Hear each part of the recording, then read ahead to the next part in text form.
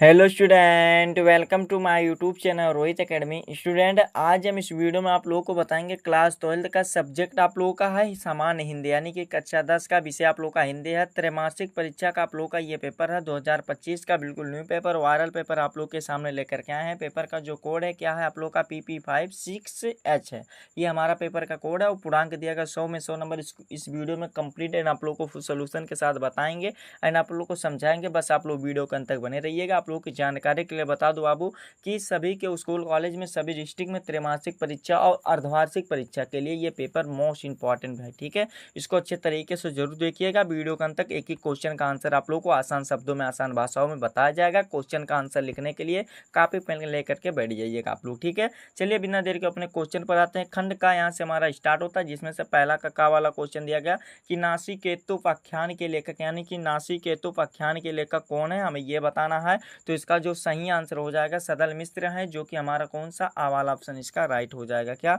सदल मिश्र है, आ वाला ऑप्शन हमारा इसका सही हो जाएगा। दूसरा क्वेश्चन दिया गया हिंदी किस वर्ष नई चाल में ढली थी, हमें ये बताना है। तो 1873 ईस्वी में ढली थी नई चाल में, जो कि हमारा कौन सा राइट आंसर हो जाएगा, सा वाला ऑप्शन इसका सही हो जाएगा। फिर देखो गा वाला क्वेश्चन दिया गया बालकृष्ण भट्ट संपादक थे, यानी कि बालकृष्ण भट्ट किसके संपादक थे, हमें यह बताना है।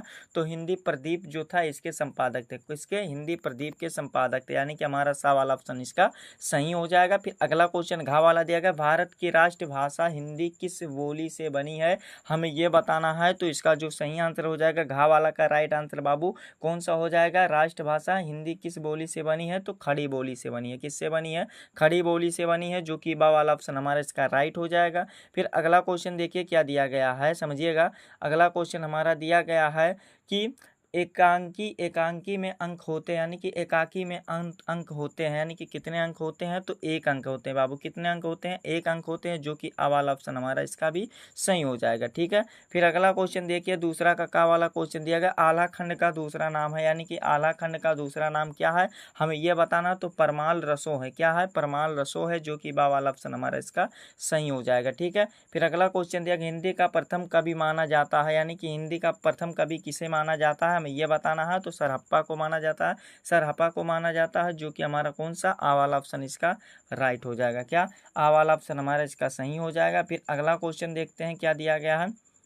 देखिए अगला क्वेश्चन दिया गया है, यहाँ पर गा वाला क्वेश्चन है कि जयचंद्र प्रकाश रचना है, यानी कि किसकी रचना, हमें ये बताना है। तो इसका जो सही आंसर हो जाएगा भट्ट केदार की रचना है। किसकी रचना है, भट्ट केदार की रचना है, जो कि हमारा बा वाला ऑप्शन इसका सही हो जाएगा। फिर अगला क्वेश्चन दिया गया सरहप्पा किस साहित्यिक से संबंधित है, हमें ये बताना है। तो इसका जो सही आंसर हो जाएगा घा वाला का राइट आंसर कौन सा हो जाएगा बाबू, यानी कि ये किससे संबंधित है, तो सिद्ध साहित्यिक से संबंधित है, जो कि हमारा आ वाला ऑप्शन इसका सही हो जाएगा, ठीक है।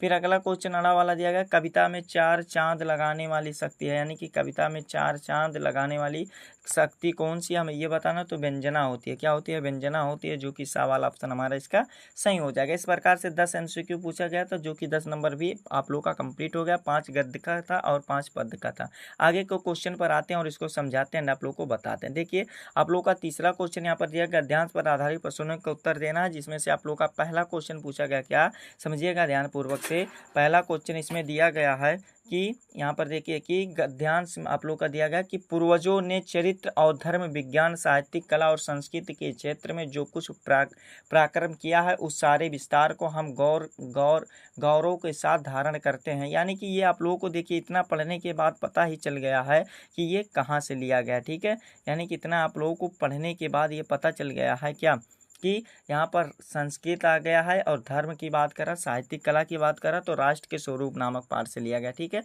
तो गद्यांश को आप लोगों की इच्छा होगी पढ़ लीजिएगा बाबू। जो क्वेश्चन दिया गया है देखिए टोटली आप लोगों का ऐसे एग्जाम में, सभी एग्जाम में भी पूछा जाएगा, 5 क्वेश्चन रहेगा। एक क्वेश्चन का राइट आंसर देने पर 2 नंबर मिलेगा, टोटली 10 नंबर का रहेगा। देखिए पहला क्वेश्चन पूछा गया उपयुक्त गद्यांश का पाठ व लेखक का नाम लिखिए।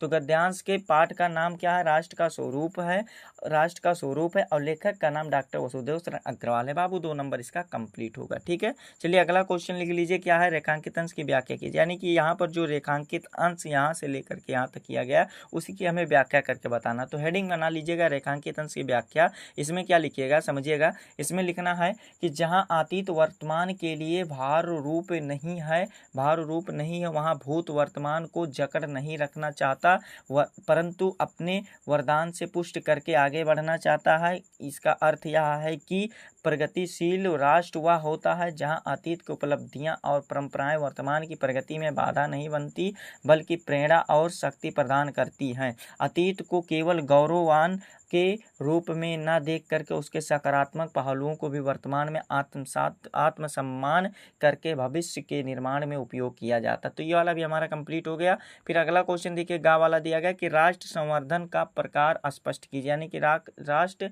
संवर्धन का प्रकार स्पष्ट करना। तो इसका आंसर क्या लिखना है, राष्ट्र संवर्धन का स्वाभाविक प्रकार वह है कि जहाँ पूर्वजों द्वारा चरित्र, धर्म, विज्ञान, साहित्य, कला और संस्कृति के क्षेत्र में किए गए पराक्रम को गौरव के साथ धारण किया जाता है और उसके तेज को अपने भावी जीवन में साकार रूप में देखा जाता है। इसमें अतीत को वर्तमान के लिए बोझ न मानकर उसके वरदानों से वर्तमान को पुष्ट करके आगे बढ़ने का प्रयास किया जाता है। तो ये वाला भी हमारा लिख करके कंप्लीट हो गया। फिर अगला क्वेश्चन घ वाला दिया गया, अतीत वर्तमान के लिए भर रूप नहीं है या आशय स्पष्ट कीजिए। यानी कि भार रूप नहीं है, आशय स्पष्ट कीजिए, हमें ये बताना। तो इसका आंसर लिखना है कि इस कथन का आशय यह है कि अतीत की उपलब्धियां और परंपराओं को वर्तमान की प्रगति में बाधा नहीं बनना चाहिए, बल्कि अतीत से प्रेरणा और सीख लेकर के वर्तमान को सशक्त बनाना चाहिए ताकि राष्ट्र निरंतर उन्नत के पथ पर अग्रसर हो सके। तो ये वाला भी हमारा देखो 8 नंबर आप लोग का 4 क्वेश्चन का आंसर लिख करके 8 नंबर भी कंप्लीट हो गया।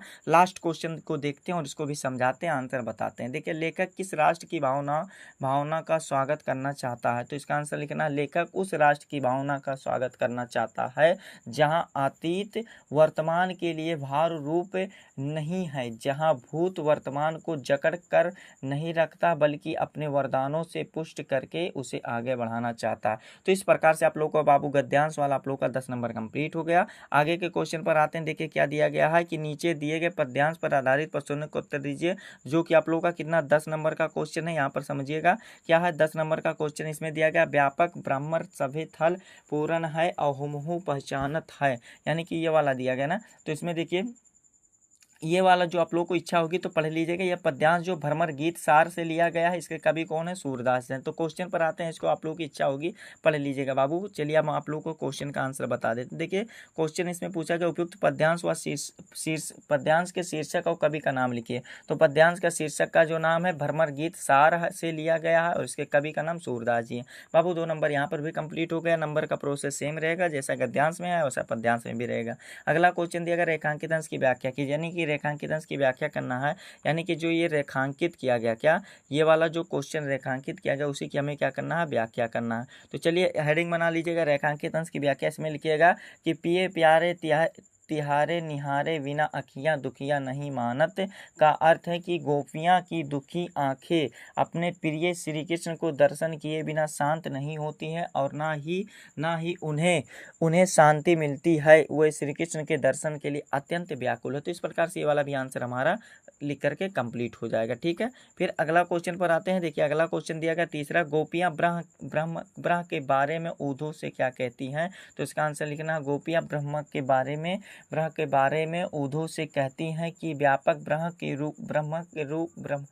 को सभी जगह पूर्ण मानती हैं और पहचानती भी हैं, लेकिन बिना नंदलाल यानी कि श्री कृष्ण के वे हमेशा व्याकुल रहती हैं और किसी ज्ञान को नहीं मानती। वे ऊधों से कहती हैं कि वे श्री कृष्ण को के अलावा और कुछ नहीं जानती। तो ये वाला भी हमारा तीसरा वाला भी कंप्लीट हो गया। 6 नंबर इसमें भी कंप्लीट हो गया। फिर अगला क्वेश्चन देखो, गोपियाँ की दुखियाँ आंखें क्या स्वीकार नहीं करती। नहीं, तो इसका आंसर लिखना गोपियों की दुखियां आंखें अपने प्रिय श्री कृष्ण के दर्शन के बिना शांत होना स्वीकार नहीं करती। तो ये वाला भी हमारा कंप्लीट होगा, 2 नंबर इसमें भी बाबू। फिर अगला क्वेश्चन दिया गया गोपियों की दुखियां आंखें क्या स्वीकार नहीं करना चाहती, तो ये वाला हो ही गया ना।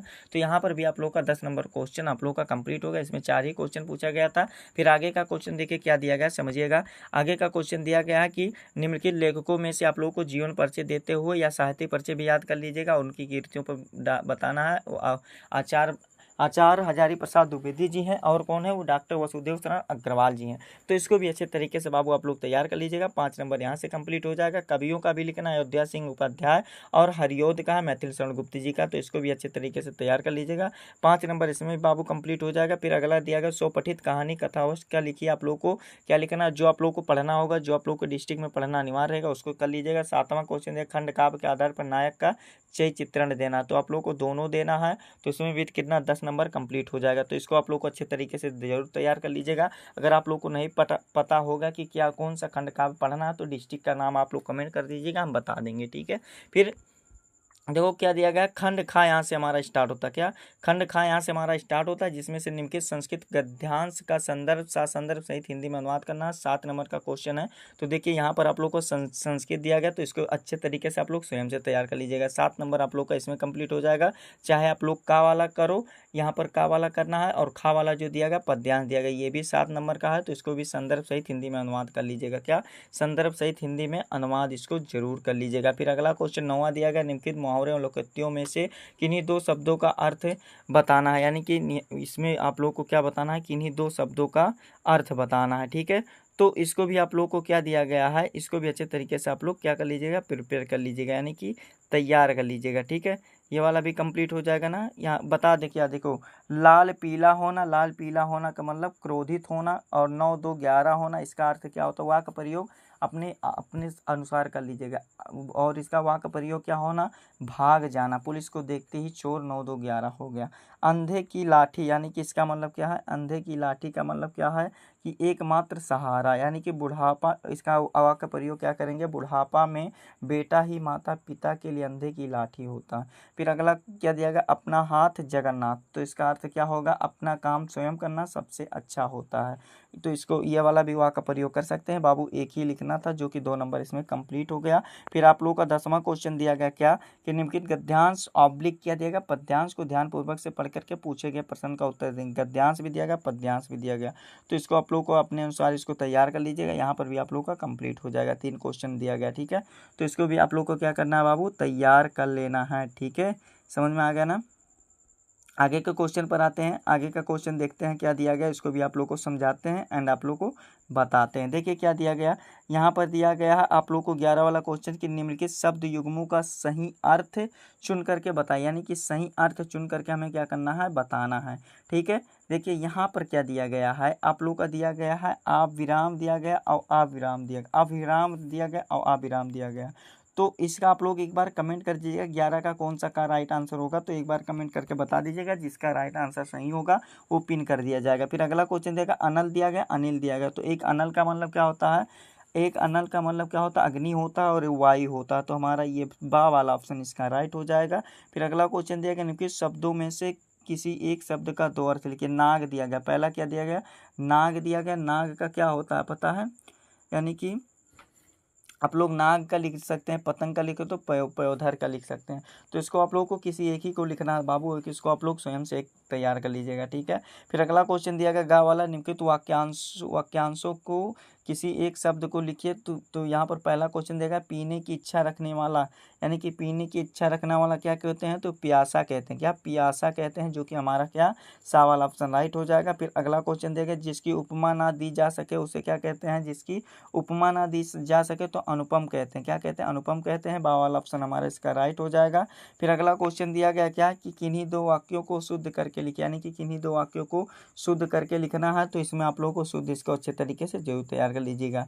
क्या इसको आप लोग तैयार कर लीजिएगा, 2 नंबर इसमें कंप्लीट हो जाएगा। व्याकरण की बात की जाएगी, व्याकरण वाला भी देख लो, इसको भी अच्छे तरीके से आप लोग तैयार कर लीजिएगा। 12 का वाला क्वेश्चन देगा, शांत रस अथवा वीर रस का स्थायी भाव के साथ साथ उसकी परिभाषा अथवा उदाहरण लिखिए। तो ये वाला भी 2 नंबर का क्वेश्चन, इसको तैयार कर लीजिएगा, स्वयं से तैयार कर लीजिएगा। कहेंगे तो नेक्स्ट वीडियो में आप लोगों का व्याकरण पे ही वीडियो बना दिया जाएगा, लेकिन कब, जब आप लोगों की डिमांड होगी तब, ठीक है, जब कमेंट करेंगे आप लोगों की इच्छा होगी तब। अगला क्वेश्चन दिया गया, रूपक अलंकार अथवा यमक अलंकार का लक्षण और उदाहरण बताइए, 2 नंबर का क्वेश्चन है। दोहा छंद अथवा चौपाई छंद लक्षण उदाहरण लिखना, 2 नंबर का क्वेश्चन है, तो इसको भी अच्छे तरीके से तैयार कर लीजिएगा। फिर अगला क्वेश्चन दिया गया, किसी विद्यालय के प्रबंधक के नाम हिंदी प्रवक्ता पद हेतु अपनी नियुक्ति के लिए आवेदन पत्र लिखिए अथवा करके दिया गया। 6 नंबर का क्वेश्चन है कि अपने गांव अथवा शहर की बिजली समस्या हेतु उचित अधिकारी को पत्र लिखे। तो ये वाला भी क्वेश्चन अच्छे तरीके से तैयार कर लीजिएगा, ठीक है। फिर आगे का 14 वाला क्वेश्चन दिया गया कि निम्नलिखित विषयों में से किसी एक विषय पर अपनी भाषा शैली पर निबंध लिखिए, जो कि 9 नंबर का क्वेश्चन है।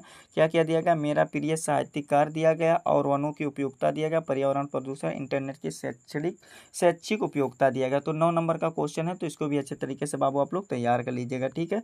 यही था आप लोगों का क्लास 12 यानी कि इंटर का पेपर था, जो कि इस वीडियो में कंप्लीट एंड आप लोग को फुल सोल्यूशन के साथ बता दिया गया एंड आप लोग को समझा दिया गया।